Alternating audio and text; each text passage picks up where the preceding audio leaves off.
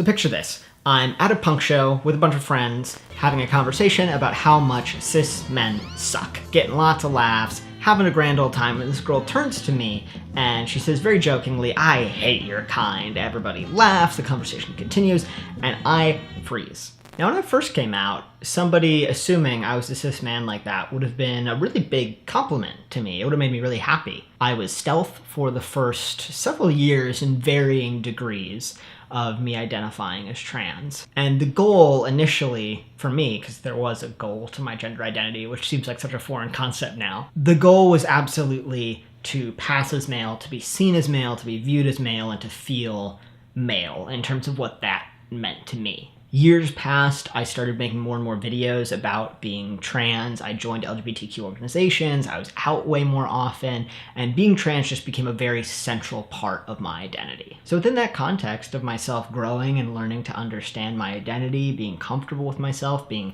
proud of being trans and proud of being a part of the LGBTQ community, there was something very off-putting about just immediately being singled out by pretty much a stranger as not one of us. Like, you are not queer, you are a cis straight man, I think this girl assumed, and you are other. That instance really made me think about how the definition of trans has changed, how our understanding of what trans looks like has changed. We definitely started with this understanding of trans meaning you have a goal to pass, to look cis, to fit into society, to be normal, with heavy air quotes. But that has shifted into a community space. You know, I think whether we like it or not, mass media has really started to market off of queer identities. There's a profit in creating a style around the LGBTQ community, whether that's alternative, whether that's punk, whether that's just pride clothing. But I look back to the role models I had when I first transition, and I definitely see a lot of cis-passing people, especially the trans guys I follow. You know, you get the beards, you get the clean-cut hair, you get the button-ups, that this is how you dress to look like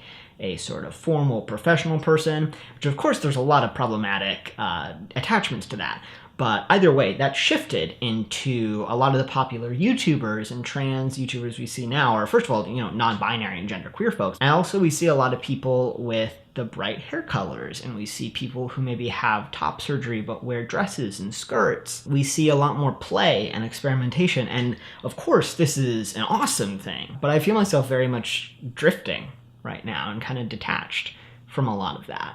I feel like I began my transition with a huge stress on passing and being a man. And although my politics and my ideas of gender have shifted, that dysphoria and that pressure is still present. So while I want to be in a situation like that punk show, and the conversation with that girl, and for her to look at me and to think, yeah, you're queer, you're one of us, you belong, there's also a lot of things that make me deeply uncomfortable about having piercings and wearing feminine clothing and walking and talking in a certain way that I think is becoming perceived as queer. I don't want to change who I am in order to fit into a community that I am already a part of, but I also don't want my dysphoria to hold me back from fitting in. And I don't want to avoid challenging that dysphoria just because I'm afraid or just because this is how I've existed. But I think I've come up with a momentary solution. It is a solution I use for a lot of things in my life. Baby steps. This is a baby step. I am not anywhere near comfortable walking outside in a dress or feminine clothing. I don't want to do makeup. I never have in my entire life. I hate it so much. But dyed hair is a very universal sign of maybe you're a queer person. Maybe punk, maybe queer, maybe just a hipster, but maybe you're a queer person. It's been nice. I don't feel like I'm not myself. I just feel like I'm experimenting. I don't know. I've felt kind of disconnected from my community for a while just because I am not immediately recognized as a part of my own community. And rather than get trans tattooed on my forehead or something, I'm experimenting. Because at the end of the day, I mean, isn't that so much of what being queer is about? Trying something new, pushing your boundaries, pushing other people's boundaries of how you're supposed to look and act and be. And maybe it's a tiny baby step, but for me, this new hair is one way to do that. Thank you for watching. My name's Connor O'Keefe. I make a video every week. Sorry I haven't done that for a minute now, but it's been summer and I've been finding myself. Please check out some more videos over there if you like what you see.